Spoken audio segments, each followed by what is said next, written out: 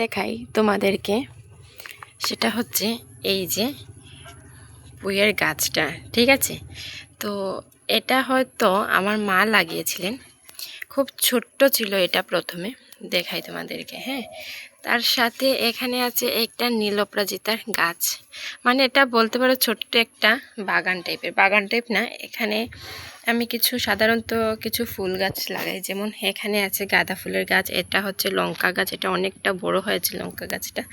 তো এখন আমি তোমাদেরকে দেখাবো এই যে গাছটা, এটা দেখো লতিয়ে লতিয়ে অনেকটাই বড় হয়েছে। এই হচ্ছে তার মেইন জায়গা। তো এটা মা বলেছে এটা কেটে নেবে, কারণ এটা অনেক চিকন। ঠিক আছে, এই যে তার জন্য নাকি এটা হাফটা কেটে নেবে। তো একটাই গাছ হয়েছে এখানে। তো কালকে আমি মাকে বলেছিলাম যে এটা দেখো অনেকটা বড় হয়েছে, কি করবে? তোমার মা বলেছে যে এটা নাকি হাফটা কেটে ফেলবে। তো আমি ভাবলাম যে কাটার আগে তোমাদেরকে দেখাই। যে কিসের জন্য দেখালাম আমি বলি, এখনও বলবে সাধারণ একটা পুঁই গাছ, এটা আবার দেখাতে হয় নাকি। দেখানোর কারণ হচ্ছে যে আমরা সাধারণত গ্রামে যারা থাকি, বা গ্রামে হোক বা শহরেও আমি দেখেছি অনেক ছোট ছোট জায়গায় ট্রের মধ্যেও সবজি গাছ লাগাতে। এটা কিছু কিছু মানুষের একটা শখ থাকে যে সবজি লাগানো, ফুল গাছ লাগানো, এরকম শখ থাকে আর কি।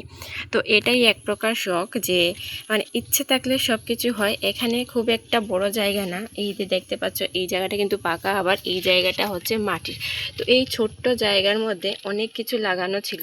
এই যে এটা হচ্ছে লঙ্কা গাছ। ঠিক আছে, তো এখানে আরেকটা দেখাই, এই যে এটা হচ্ছে বেগুন গাছ। ঠিক আছে, তো কি না এখানে নেই, এটা আছে একটা তুলসী গাছ। ঠিক আছে, এদিকে তো দেখালাম একটা ফুল গাছ, এটা হচ্ছে অনেক বড় লঙ্কা গাছ। এই যে গাছে লঙ্কা আছে, দেখতে পাচ্ছেন আপনারা।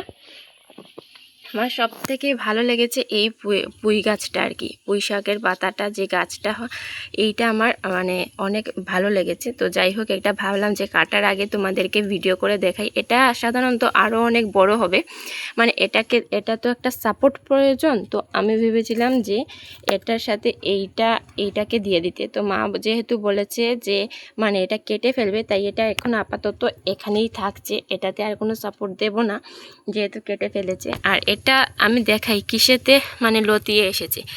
এই যে ছোট্ট একটা দেখতে পাচ্ছ, ছোট্ট একটা বাঁশের কঞ্চি বলো আর যাই বলেন না কেন, এই যে এইটার মাধ্যমে এটা মানে লতিয়ে এসেছে। ঠিক আছে, দেখতে পাচ্ছ মানে এটার সাহায্যে এত দূর এসেছে। আর এটা যদি ভালোভাবে সাপোর্ট পায় তাহলে এটা কতটুকু বড় হবে তোমরা শুধু ভাবো। তো এটা তো দেখালাম, মানে যত বড় হবে, বড় হওয়ার সাথে সাথে আমি তোমাদেরকে এটা দেখাবো। ঠিক আছে, দেখতে পাচ্ছ এই যে। তো থ্যাংক ইউ সো মাচ আমার এত সময় আমার বকবকগুলো দেখার জন্য, শোনার জন্য তোমাদেরকে অসংখ্য ধন্যবাদ। আমার ইউটিউব চ্যানেলটা তোমরা সবাই সাবস্ক্রাইব করে দেবে। আর এখন তো 4000 ওয়াচ টাইম তোমার কিছুতেই পূর্ণ হচ্ছে না, তো চেষ্টা করছি এটা পূর্ণ করা। তোমরা পাশে থাকলে আমি অবশ্যই পারবো। তোমাদের সবাইকে অনেক অনেক ধন্যবাদ ও ভালোবাসা।